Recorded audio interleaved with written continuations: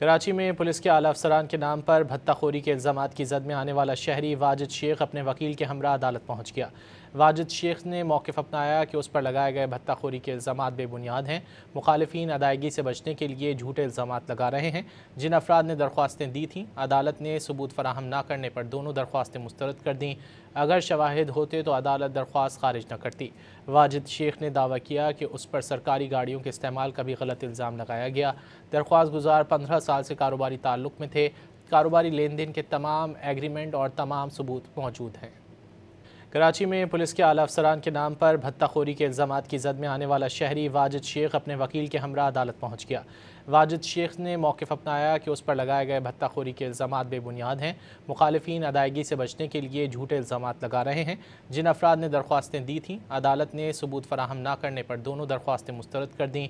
اگر شواہد ہوتے تو عدالت درخواست خارج نہ کرتی۔ واجد شیخ نے دعویٰ کیا کہ اس پر سرکاری گاڑیوں کے استعمال کا بھی غلط الزام لگایا گیا۔